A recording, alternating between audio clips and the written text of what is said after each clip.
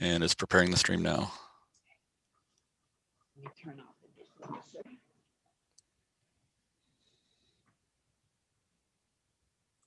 Are we good now? You're good now. Okay. Hi, everyone. Thank you for coming and today and participating in this really awesome opportunity to hear from two amazing poets, which one of them is also a teacher here on campus, which we're very excited to hear from, Dr. Treasure Shields Redmond and her father, Dr. Eugene B. Redmond. So I wanted to introduce you, just read you their bios so that you guys could get an idea of what they've done and what they are doing.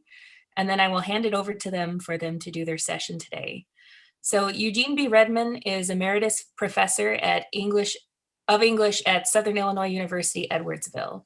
He was named the Poet Laureate of East St. Louis in 1976, the year Doubleday released his critical history, Drum Voices, the Mission of Afro-American Poetry.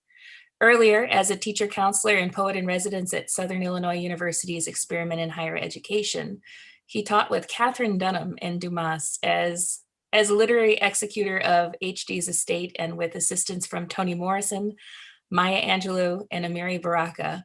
Redmond edited several posthumously published volumes of his friends' writings. These included The Ark of Bones and The Knees of a Natural Man. Redmond was a professor of English and poet in residence at California State University, Sacramento from 1970 to 1985, where he won a National Endowment for the Arts Creative Writing Fellowship, a Pushcart Prize, a CSUS Outstanding Faculty Award, and lectured at universities in the US, Africa, and Europe. In 1986, East St. Louisans created the Eugene B. Redmond Writers Club in his honor. Winner of 2 African Book Awards, Redmond's most recent release, among more than 25 collections of diverse writing, is Arkansippi Memoirs, Poetry, Prose, and Folklore. Dr. Treasure Shields Redmond is a native of Mississippi, and she's a St. Louis Metro-based poet, performer, and educator. She has featured at the New York Poets Cafe and published poetry in such notable anthologies as Bum Rush the Page, A Deaf Poetry Jam, Breaking Ground, a readers celebrating King Kinnem's first decade, in journals that include the Sou'Wester, the Sou'Wester and the African American Review. Treasure has received a fellowship to the Fine Arts Work Center, and her poem Around the Time of Medgar was nominated for a 2011 Pushcart Prize. Her chapbook entitled Chop 30 Kwanzabas for Fannie Lou Hamer was published by Argus House Press in the fall of 2015. A Cave Kenham Fellow. Treasure has received an MFA from the University of Memphis and a PhD from Indiana University of Pennsylvania. So I'm going to hand it over to these amazing father-daughter duo, if you did not pick up on that before, and I will let them continue. Thank you. Wonderful. Thank you. Thank you for that great introduction. Yes, that was fantastic. Fantastic. It's interesting to hear your father's bio because so much happened before I was even conceived. I'm like, man, yeah, I'm impressed with you. I'm impressed with this poet. As we get started, I just wanted to give a few centering remarks so that we kind of understand what is meant in the title.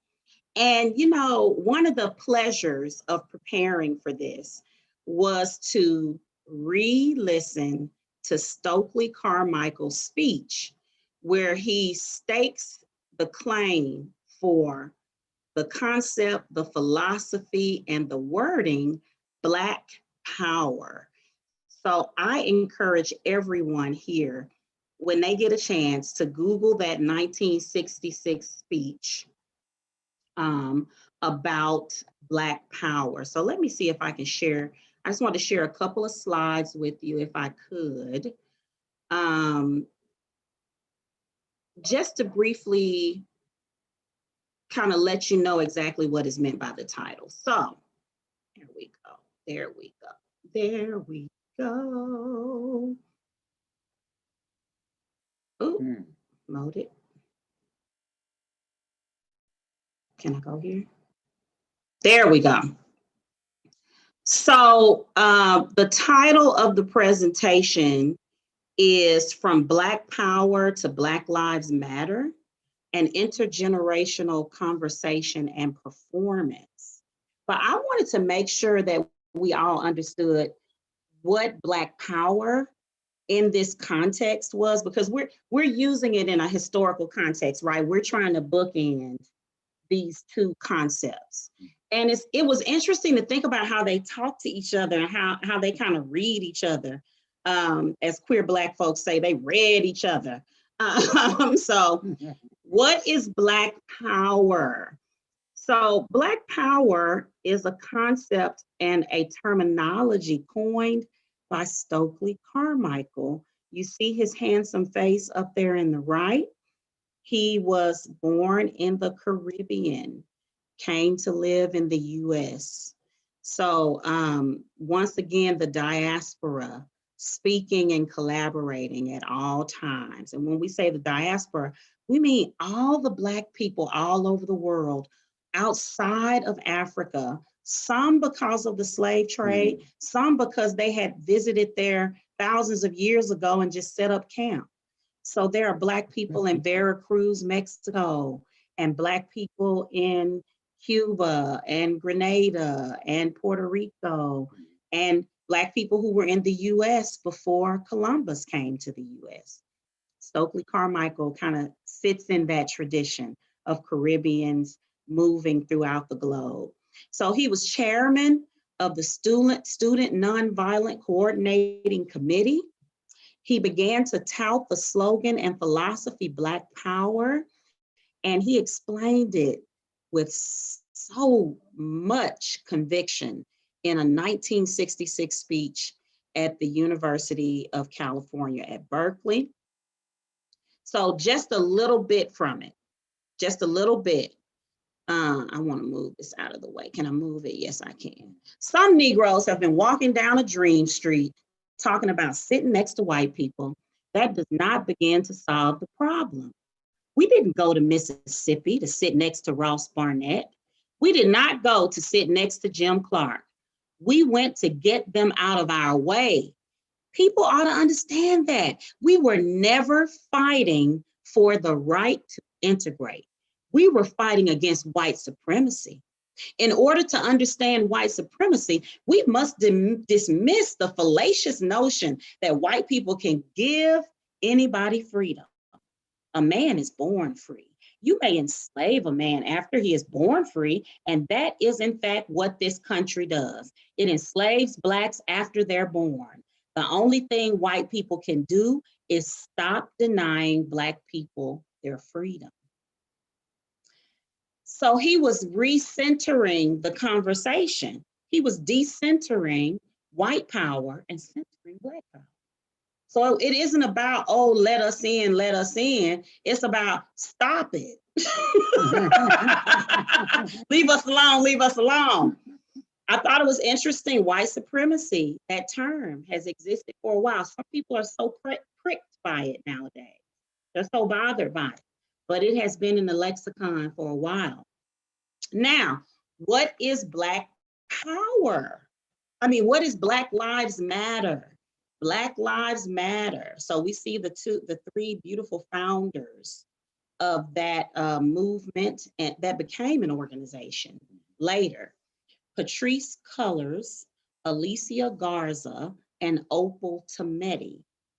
They were also organizers.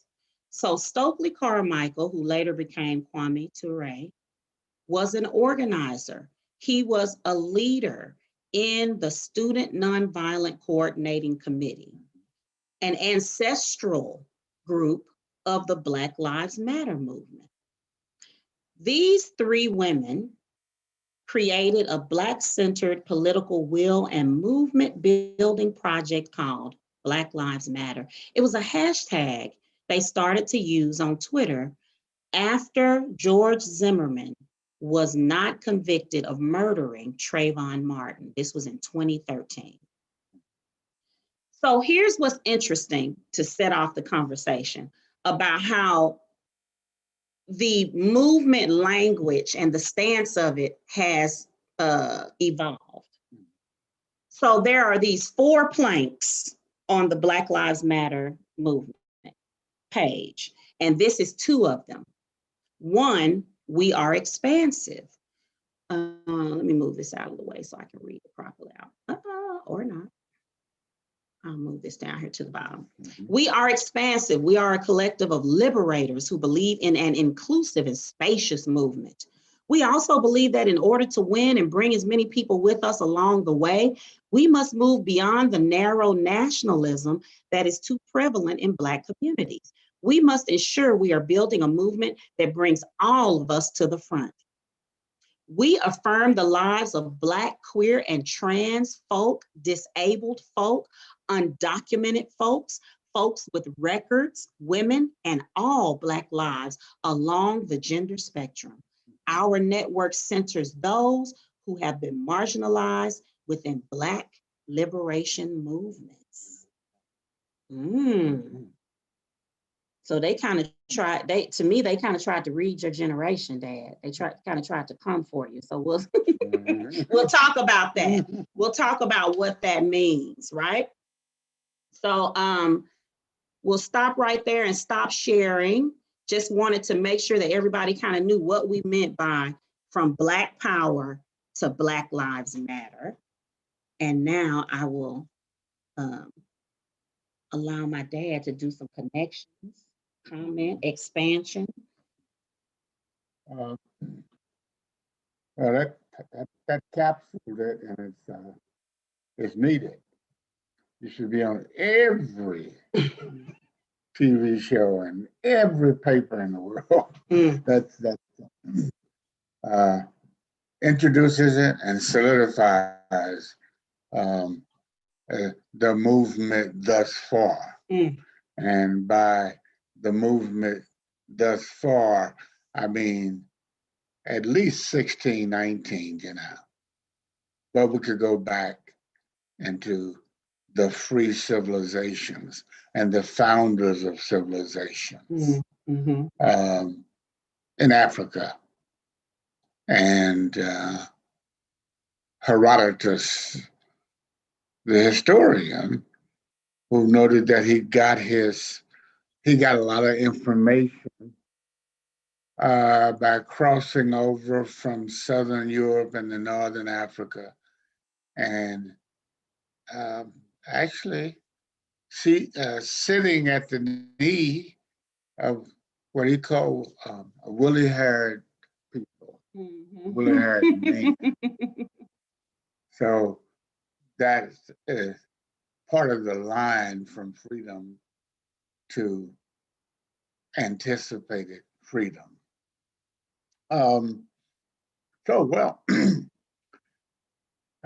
Black power, Black arts movement,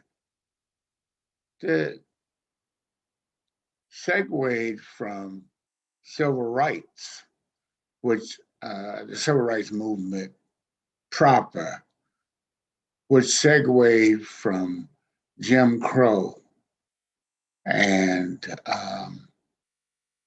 all the other nefarious activities and programs that preceded the modern freedom movement and Black power, Black arts. And Black arts, or the Black arts movement, was the flip side, the twin to Black power.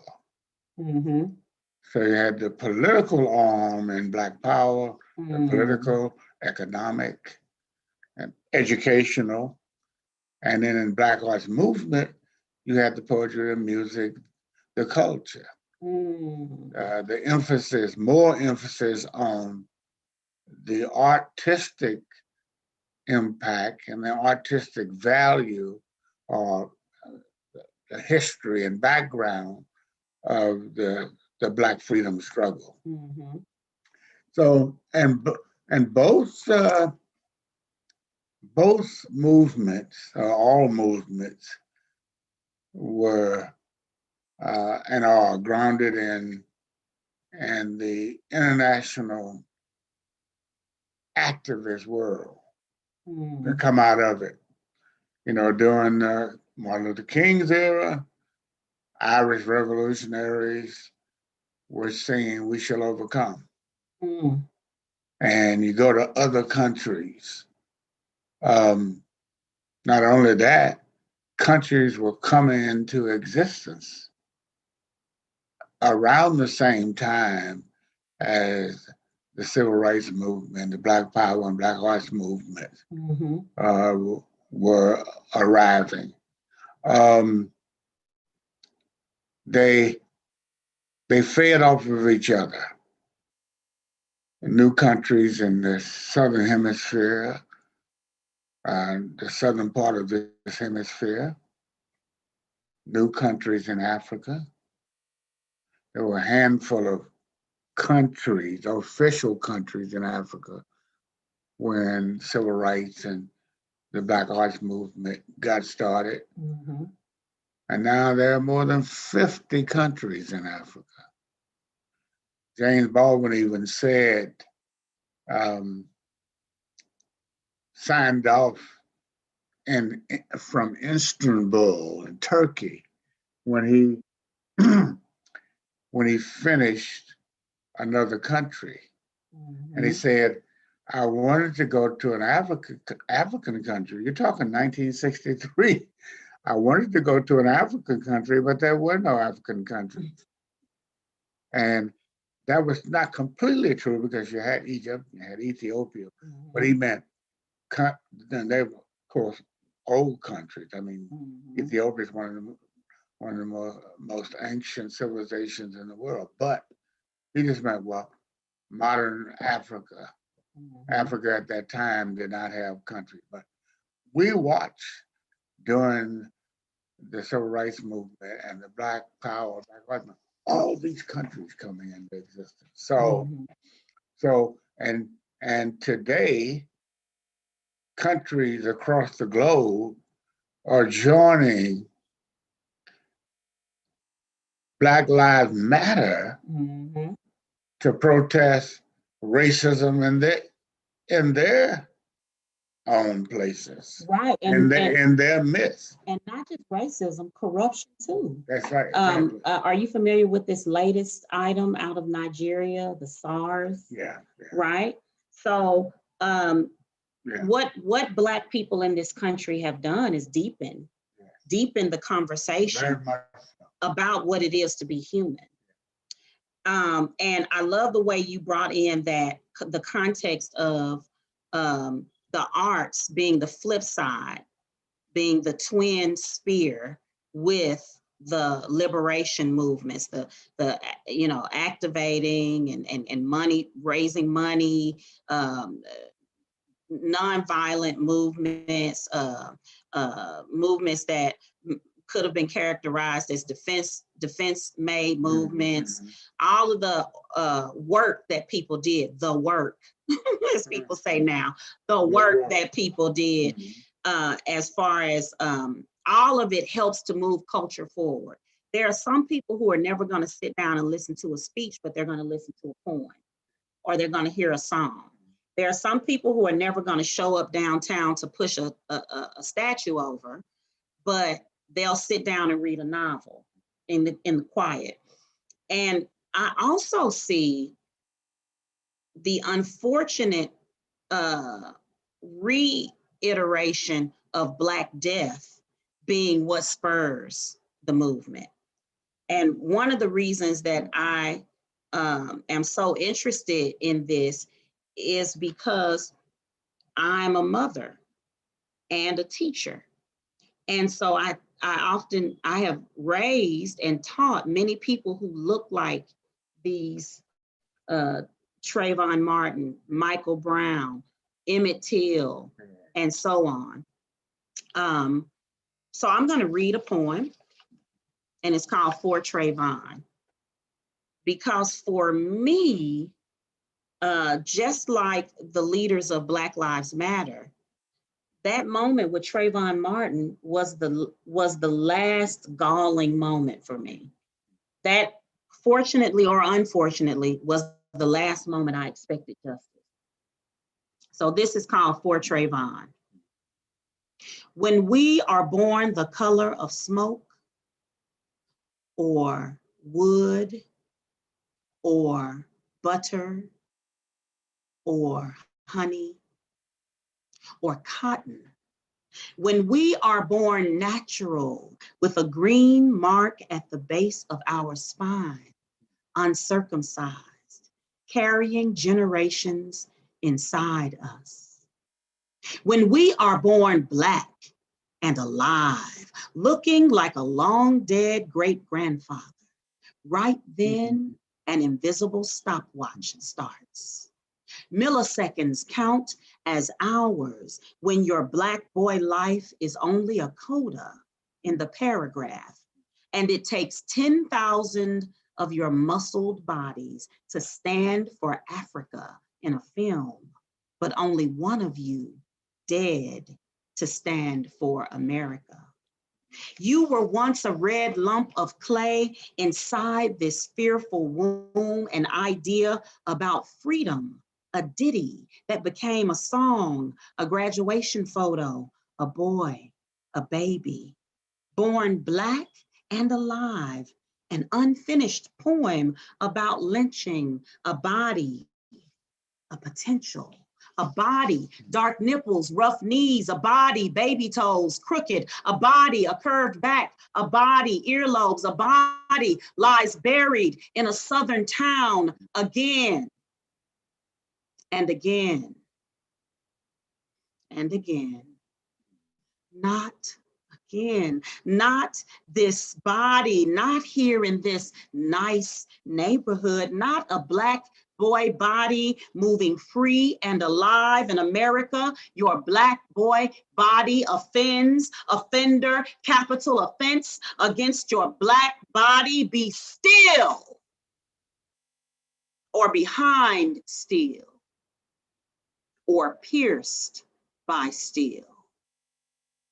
But why can't a Black boy born alive stay that way?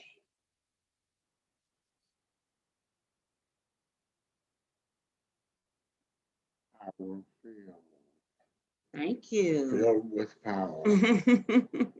Thank you, thank you. Yeah, see, both eras, uh,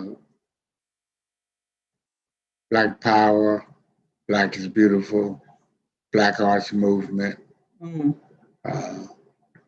the period in which Black prefaced everything. mm-hmm. When people spoke, it was no longer just food, or it was no longer food by colored people, or it was no longer music by colored people. Mm-hmm. It was Black food, Black love, Mm-hmm. Black writing, Black poetry, Black Mm-hmm. music. And it was seemingly shifting overnight. I remember, you know, just Black, there's a song, am I Billy Paul, am I black enough for you? Am I black enough for you? And Right. that was some of the, the, the point or the stage to which all of that was taken did have its down moments. Mm. The overemphasis on Black. But as we explained, when people say, well, you're resegregating. And we said, no, we are looking at ourselves. We're looking at each other. Mm-hmm. We haven't seen each other like this before. And if we saw each other, we took it for granted. Mm-hmm. Now we're standing out. We are Black people, Mm-hmm. you know. So the idea of that became repetitive to reinforce, to assert, to distill, to call ourselves out and call out people who didn't know it, didn't think it, didn't want to accept it. Mm. So I hear a lot of that in the poem. Mm-hmm. You know, how do we look at each other? How does a Black man look at a Black woman? How does a Black mother look at her Black children? And so that was part of how we answered the question from people of various backgrounds. You know, oh, this is who we are. We're beautiful. Mm. You know, we're beautiful in everything we do. Mm-hmm. And that was difficult for some people. It gets very complex and complicitous sometimes because Black people had developed some great friendships with white people or European Americans. Mm-hmm.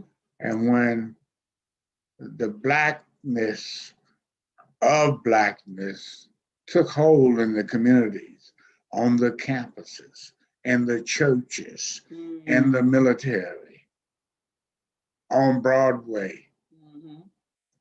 When that took hold, there were charges from the white citizens that, well, you know, one, you weren't grateful enough to us for what we did during civil rights, because that we shall overcome, Black and white together, we shall overcome. Mm-hmm. And so it seemed to some that Blacks were rejecting, but more than rejecting, it was re-embracing the self, owning the self, accepting the self, the Black self.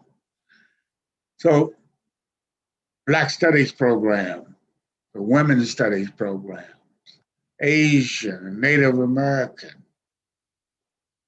all these programs, Latino, Latinx, La Raza, Chicano, Chicana, Zatlan, you know, there was King, and there was Cesar Chavez.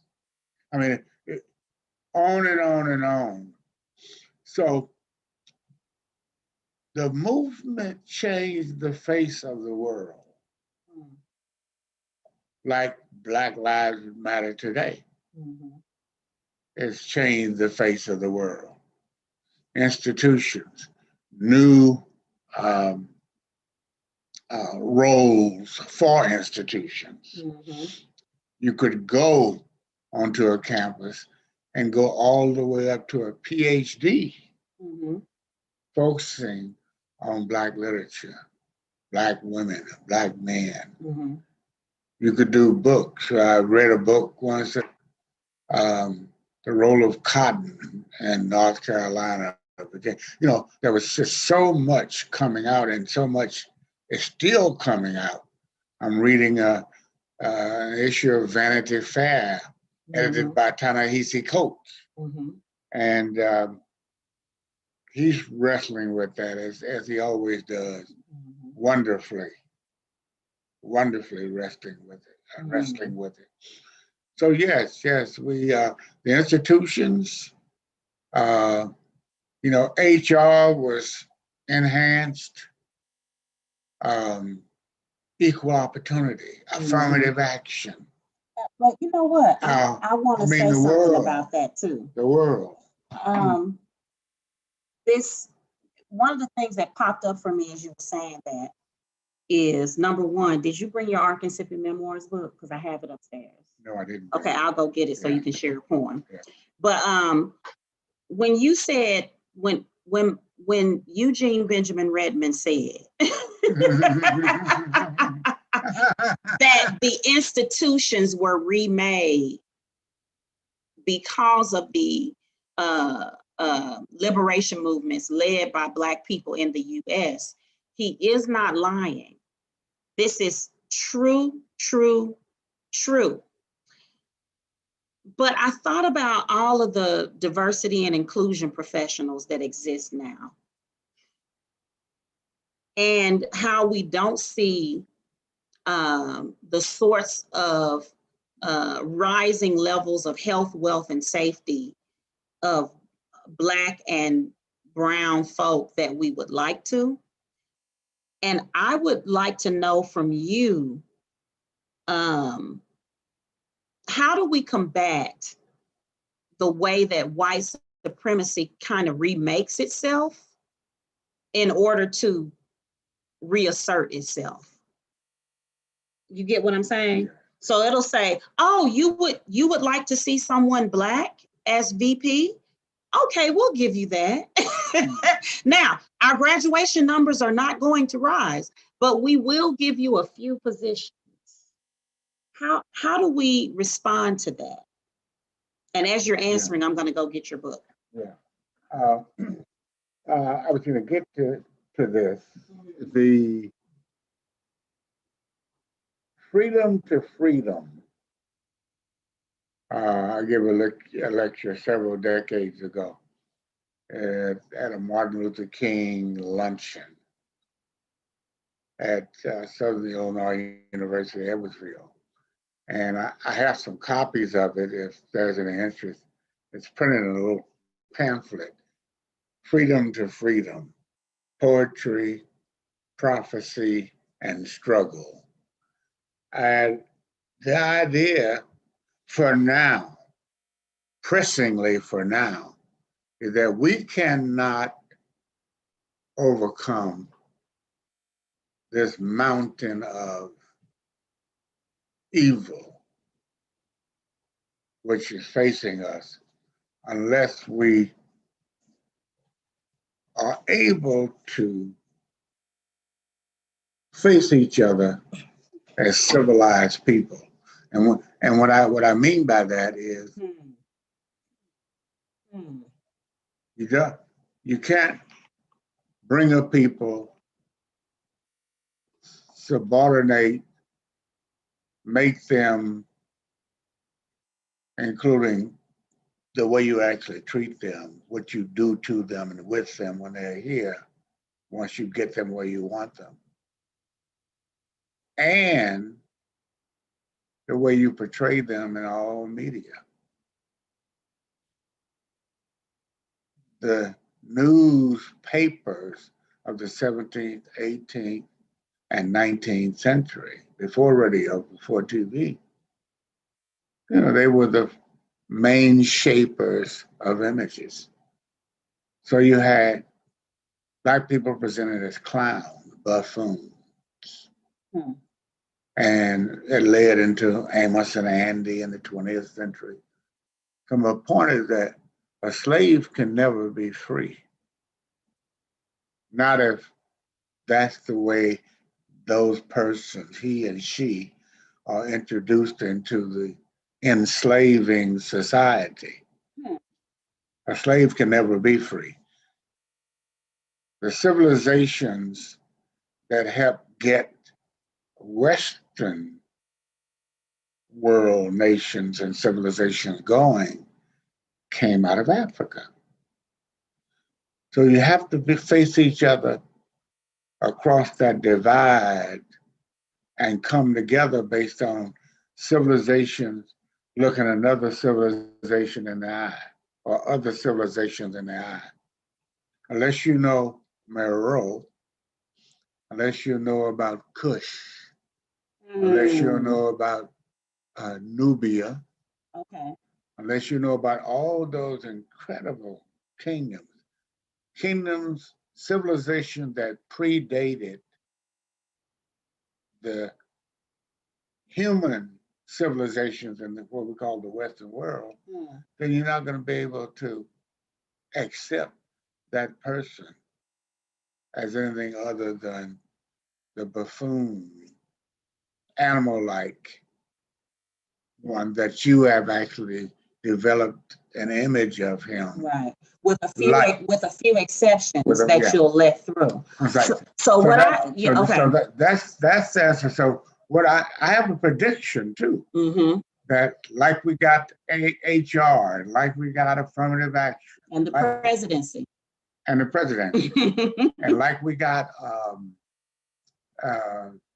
inclusive, multicultural. Like we got all of those. We now are going to have every institution is going to have experts on what I just described. Not just, okay, we'll add 2 or 3 more people, or we'll give scholarships, or we'll reduce the 6-year average that Black students need to get through a college degree on many universities in this country. You know, the turnstile in and out, the number of students that say, go to SIUE, my alma mater, and the place where I retired. Or go to wherever, you just name the places. And they just turn out. So people even say, I heard so many of my students talking to each other, what plan are you on? And somebody said, well, I'm on the 5-year plan. And then another student would say, well, I'm on the 6-year plan. And every once in a while, somebody said, well, I want to graduate in 4 years. So it's not about tokenism or about having, making people, you know, somehow making people feel like they're actually achieving, they're actually moving through this whole system when they're not. Yeah. So that's one thing that I wanted to say, that every institution is going to have an expert, you know, or experts.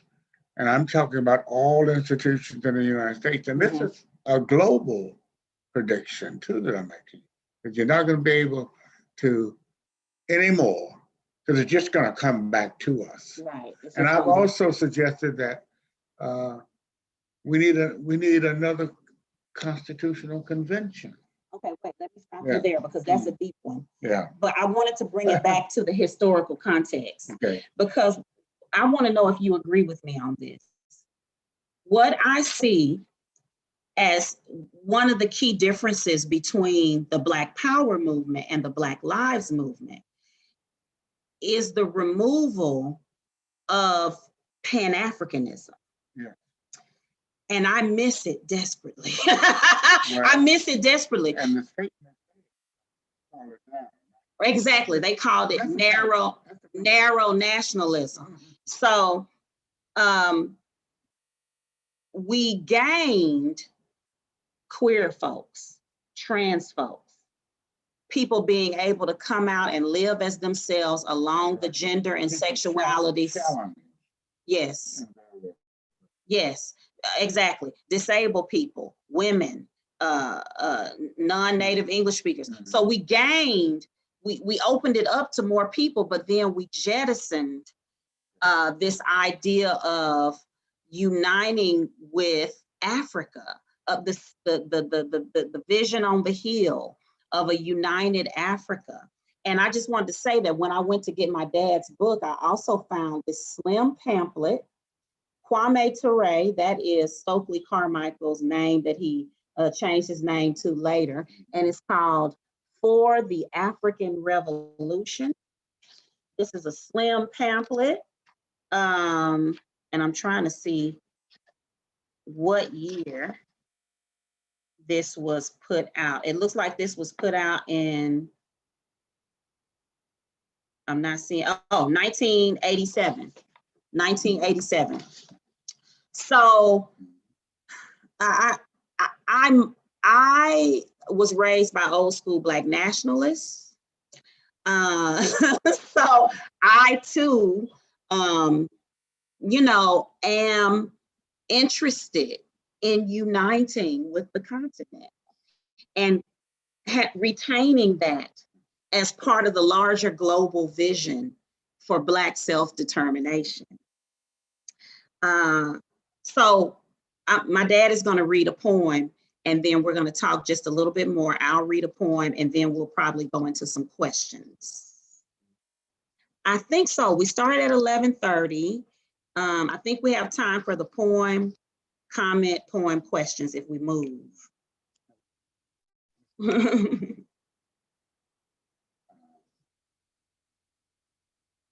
We have until 12:50. Okay, thank you, Chris. So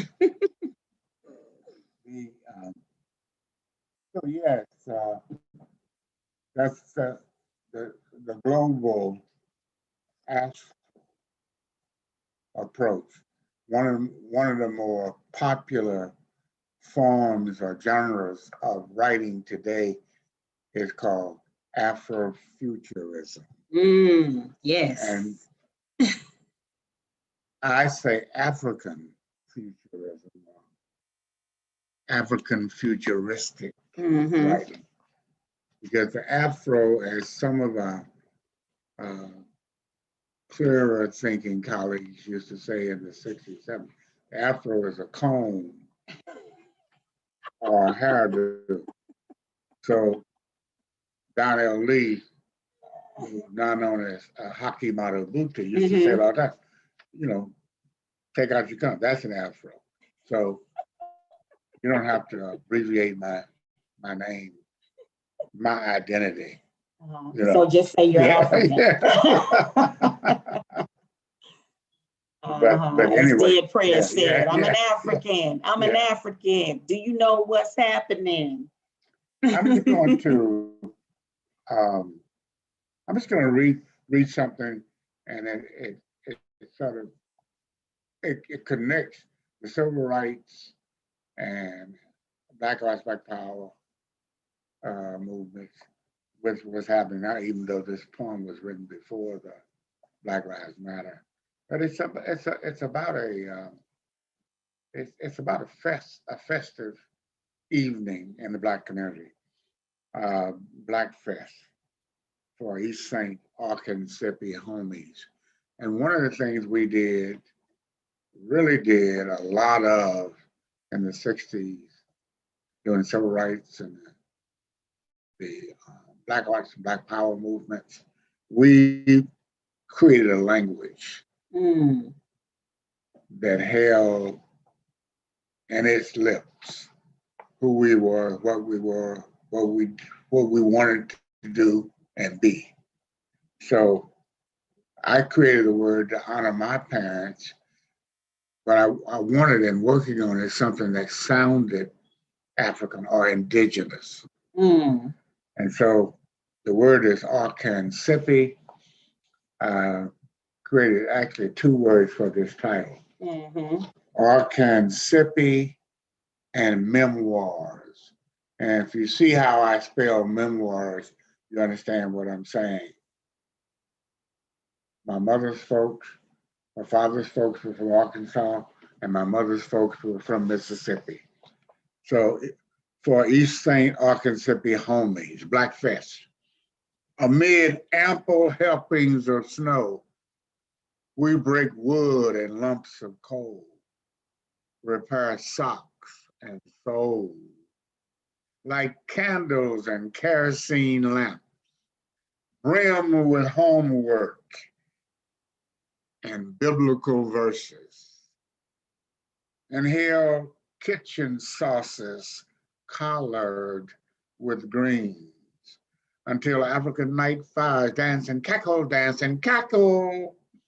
and our neon bodies are Kwanzaa flash Christmas trees brushing against walls of the dark. Now, children of the world, come, congregate, shed sweat with us, and swirl, swirl, swirl.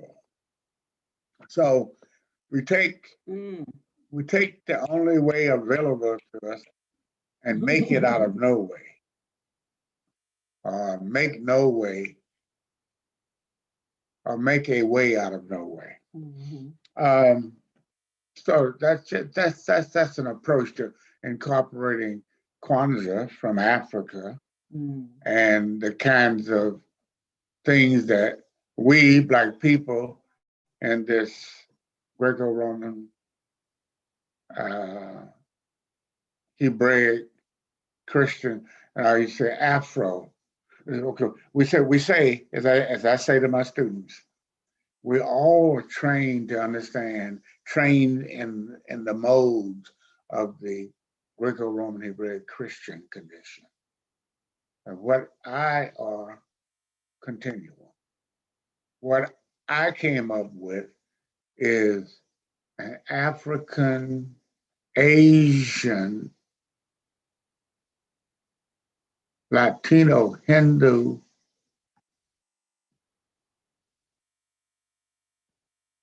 island continuum.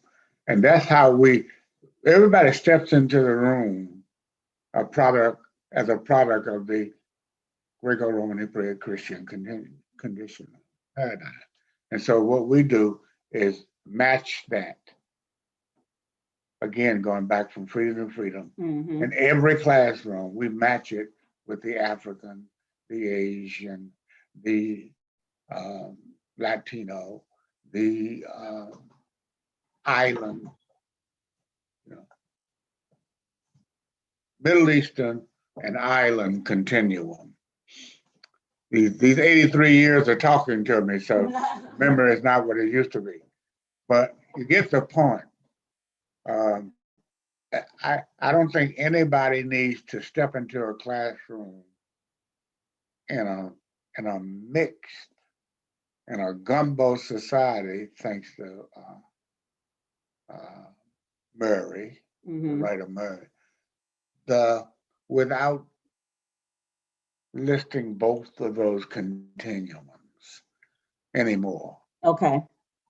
So a true accounting of the history. Yeah, and what I mean, and that's what I mean by saying you have to look each other in the eye as civilizations to civilizations, not somebody who has been beaten down and no longer has value, trying to lift the veil or get up at least to the knee of the oppressor, of the slave owner, of the colonizer.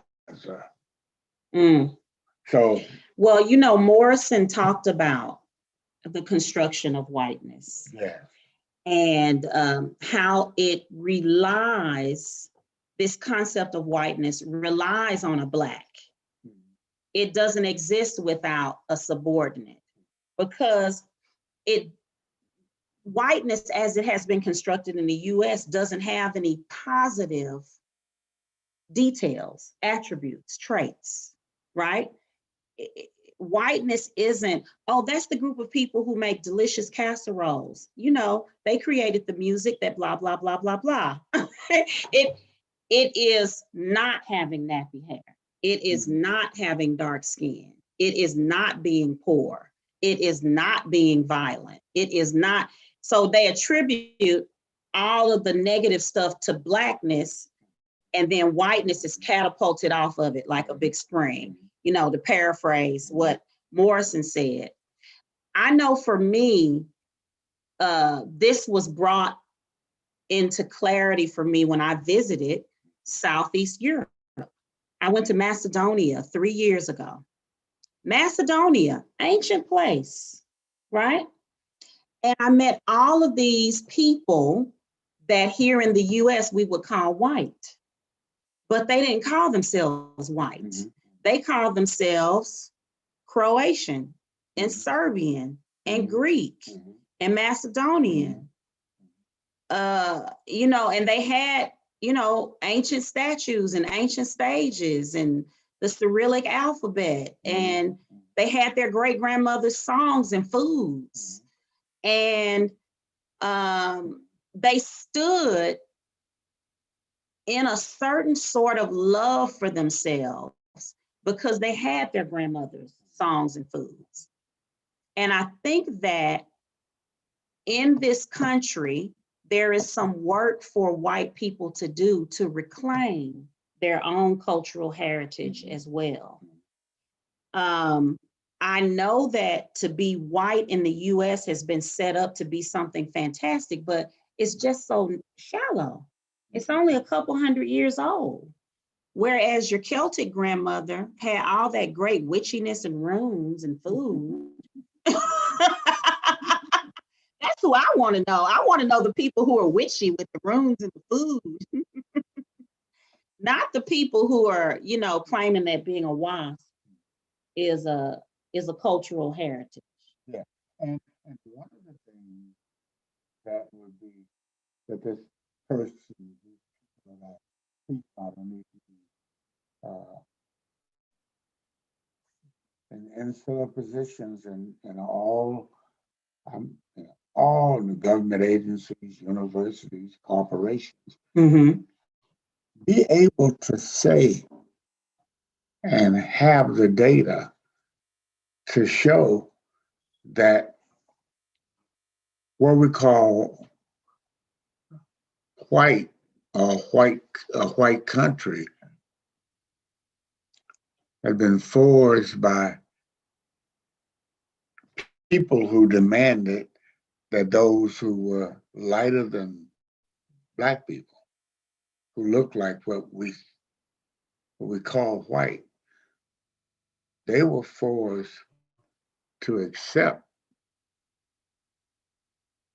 the standard over blacks or other people of color.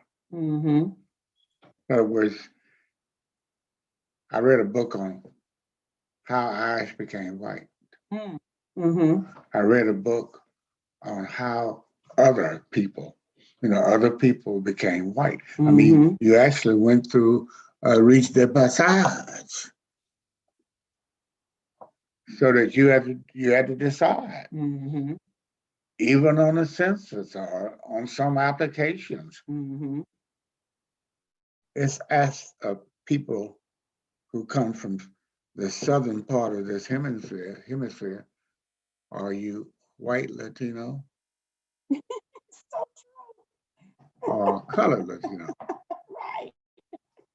And I had a friend, I taught in California for 15 years, so I left the newly inaugurated busing tradition in the Midwest and this part of the country. And I went to California where my students were, it might be 30% white, maybe 20% Asian, maybe 35% Latino, Latinx, or Raza, and it might be 20% Black. And so that's the setting I was in for a decade and a half.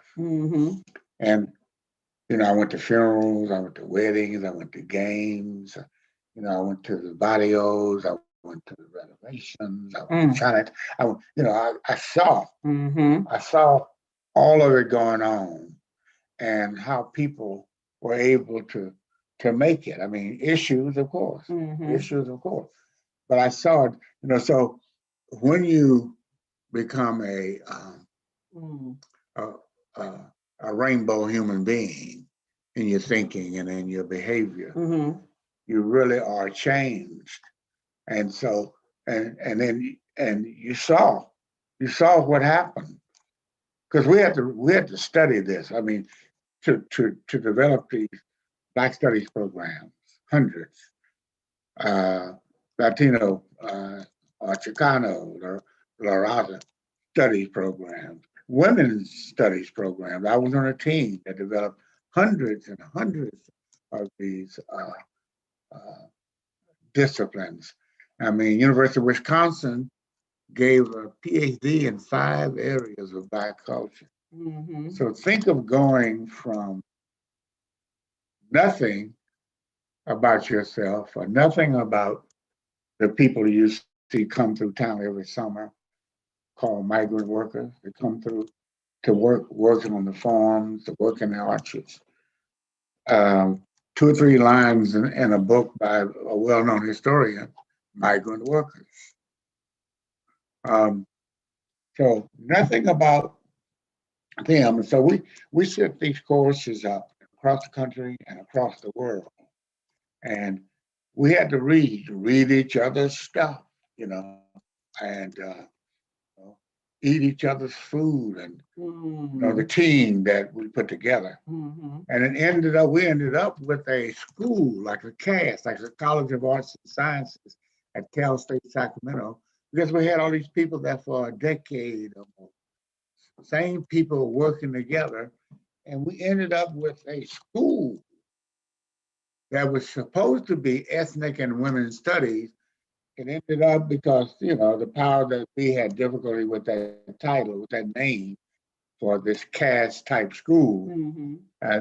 We ended up with it being the College of Interdisciplinary Studies and Ethnic Studies, so that Latino, Asian, Native American, and so on were in that. So it's an entire college. It's a school within a university.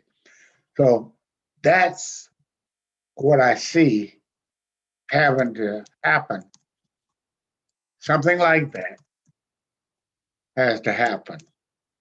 So, you know, and we need to know. We actually need to know that some of the people who are called white today Mm-hmm. were despised. I mean, what the English said about the Irish, Mm-hmm. they ate garbage, you know, and we're at the level of animals, and then what you do is you clean yourself up. That's what people did. You come to this country from any other country, and you're lighter skinned than black people, then you get an honorary membership in the white race. Mm-hmm. And you can see it.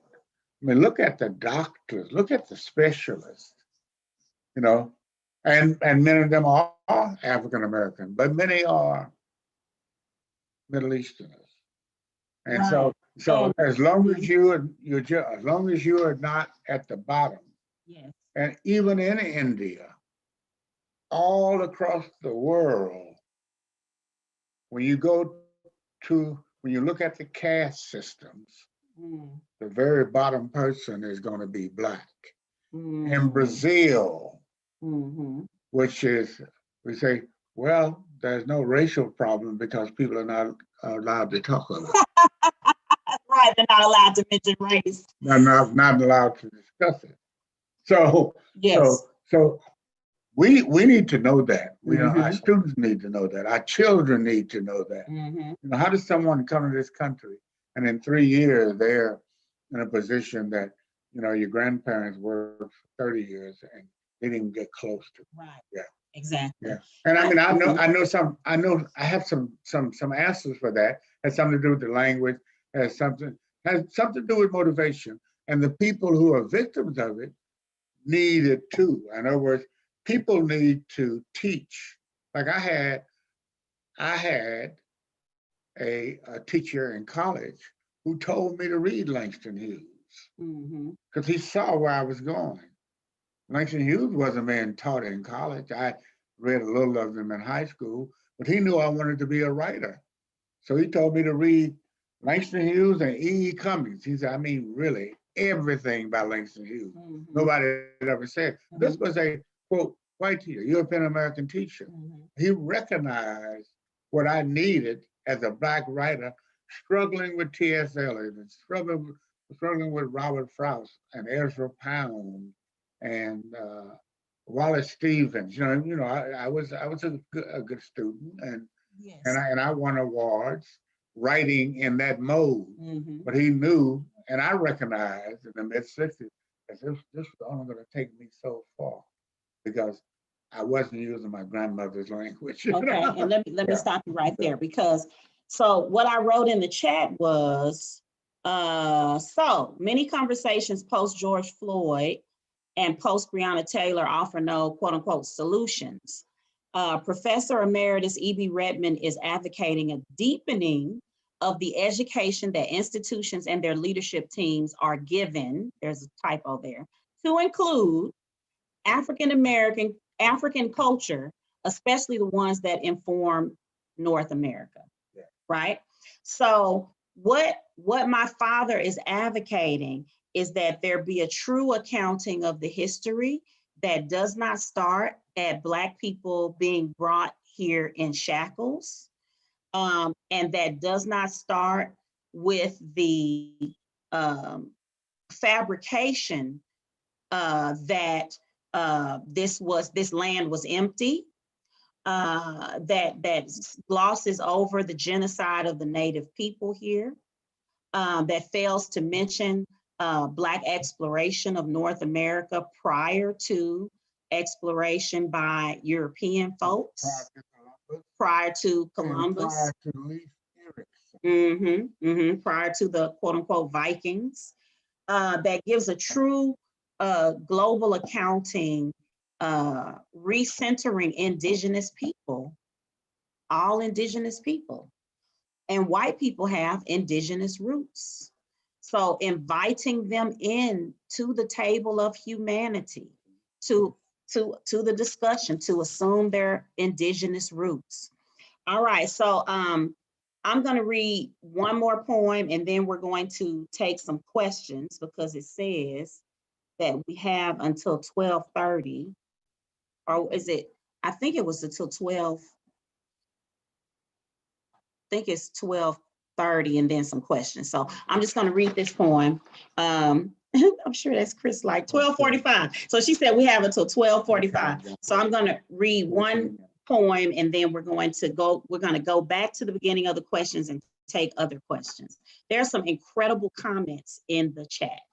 And before we end, I want to thank you all for having us because this has been interesting. There are some revelations I've come to that I haven't been able to articulate out loud because I'm not often having these conversations with people. So earlier I said that Black power included Pan-Africanism, the look toward a united Africa, reconciling with its diasporic children out here, right? Incredible land.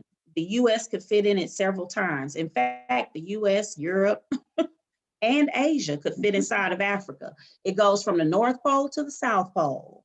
If you want snow and skiing, you can get that. If you want sand and beaches, you can have that. So this idea of Africa's descendants reclaiming their land.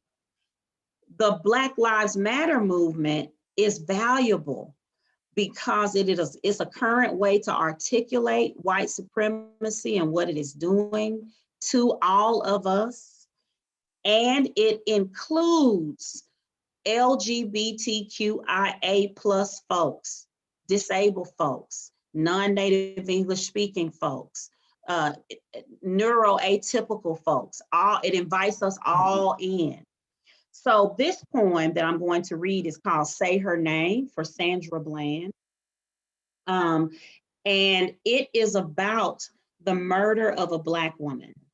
And we too often characterize Black struggle through the degradation of Black bodies, but specifically as some sort of program to destroy Black men while Black women mourn. And it could probably be more accurately characterized as a program to destroy Black people while Black people mourn. So this is called Say Her Name for Sandra Bland. Who will take down this pelt, this swinging skin, this deflated covering? Who will take it down? Who will take her down off the pedestal, dry her clay feet? Who will take her down? Who will clean her garment, take it down from the hanger? Who will lay it out for dressing? Who will climb this rope, move the bottom of her body first, the top of her body next, her hands pulling at once down? Who will pull clothes off at the end of a day, pulling her skirt down over hips? Who will prepare the soup, pour the soup, pull down the berries from the trellis, sweet and red?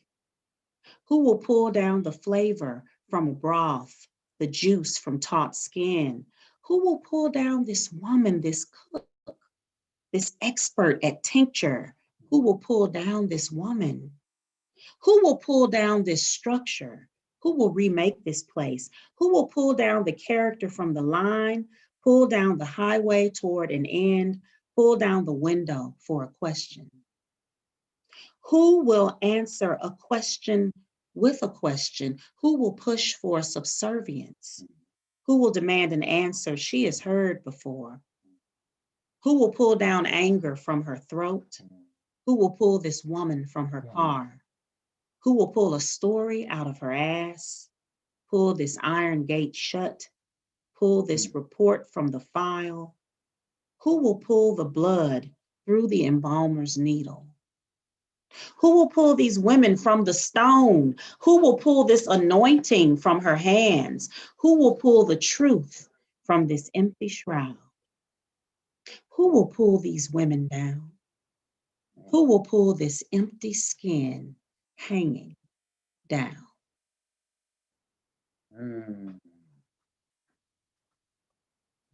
All right. Now it is time for the questions. Chris said she was going to come in and share with us the questions. I'm back. Thank you so much.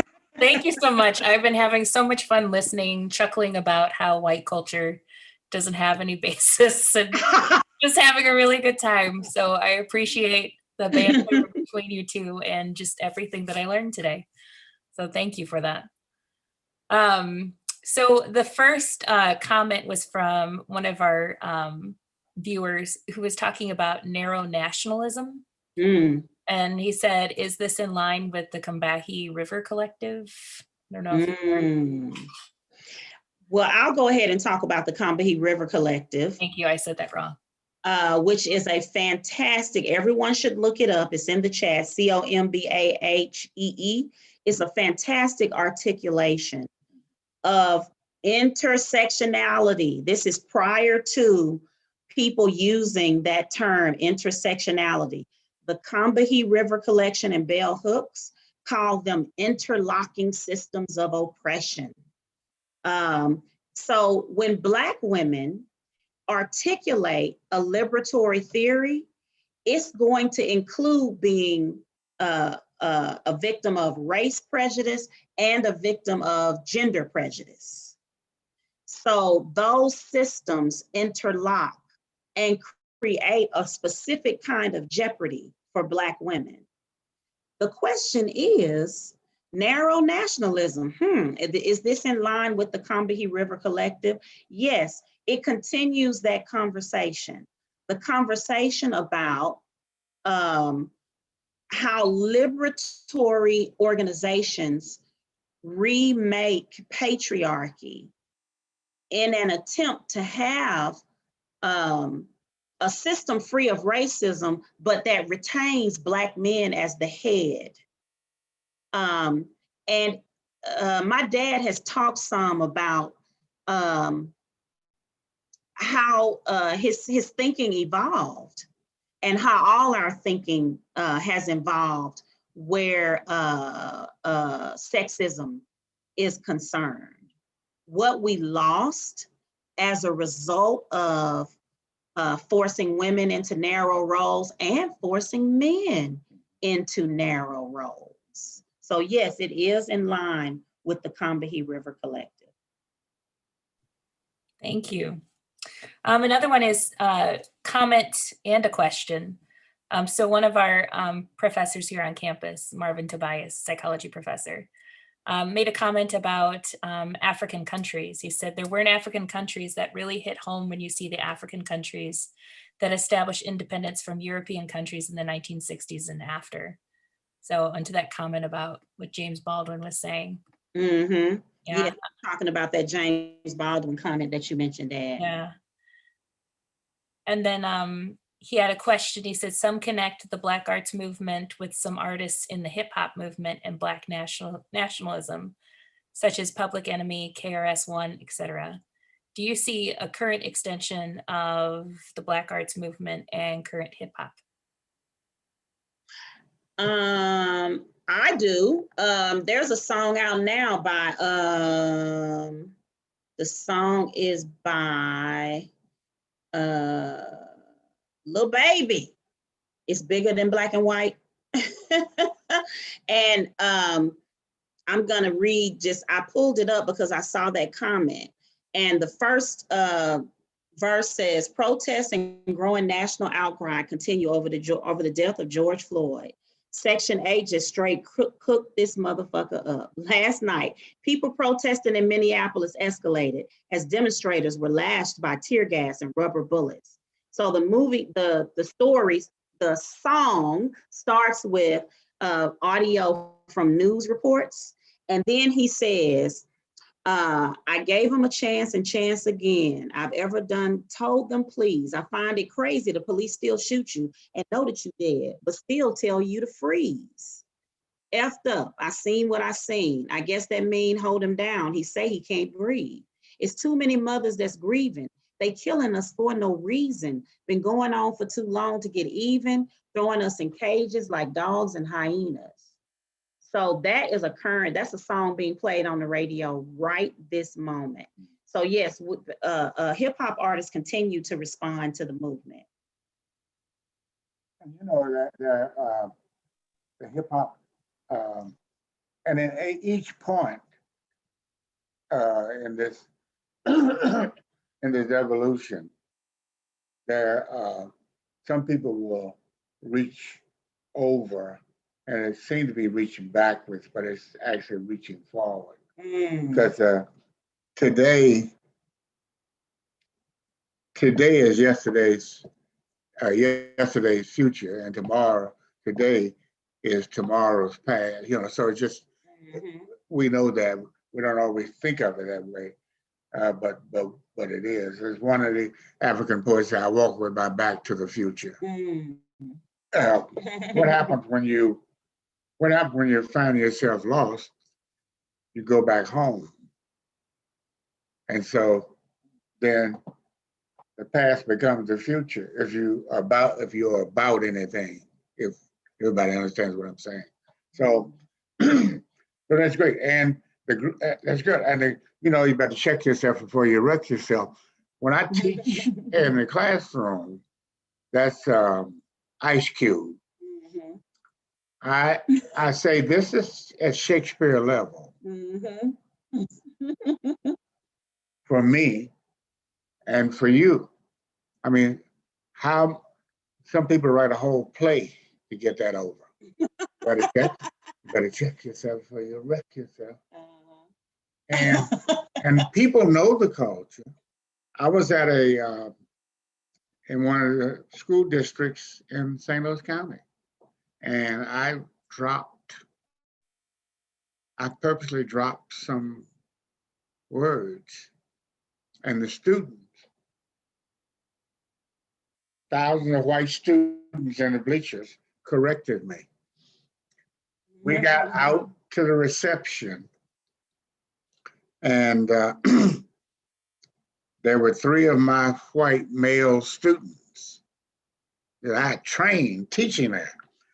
And so one of the administrators and somebody said, he said, they thanked me and they said, isn't that interesting? The students corrected you. When you slipped on a couple of words, the white male student standing there said, he did that on purpose. He was teaching you all that all these white students know more about Black culture than you do.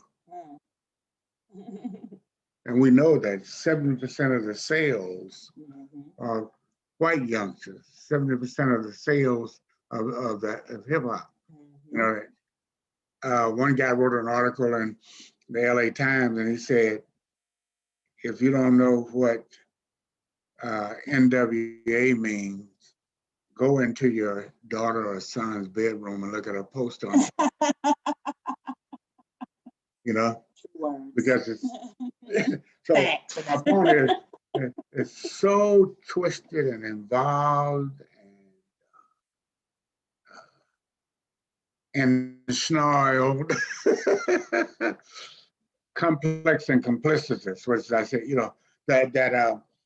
that we know a lot about each other without knowing it. And there's a saying in the Black community, the reason white people dislike Black people so much is because they know nothing about us. And the reason Black people dislike white people so much is because we know so much about them. That's a saying that we followed you. Mm-hmm. Just like somebody says, you got to be twice as good as whites to get a job. Mm-hmm. Do this and do that. Mm-hmm. I mean, there's certain wisdom about, my grandmother said to me, I pray every night that you never have to go south because white people are going to teach you how to act. Mm-hmm. You're too mannish around white people. Mm-hmm. And you give them, so we know things about each other, and if we put it all together, be a much greater country, much greater school, much greater church, whatever. Put it all together. Great ending comment to that. Chris, I'm giving it back to you. Okay. Well, I just wanted to say thank you so much to both of you. It was such a great conversation. There's so many positive comments that you guys didn't get to see all of them because that was on the screen. So I will try to get a copy of all these and send them to you so that you could read what everybody wrote. Thank you. And there were some questions that we didn't get a chance to get to, so I apologize for that. But there was, it was just really great. Thank you for sharing your poetry with us. And it was so timely, like I was telling you before, this is like what we've been talking about in my class in particular. So thank you again. We appreciate you so much. Excellent. Thank you so much. And you guys have a fantastic rest of your day. Have a great remainder of the day, the week, and have a great life. Thank you.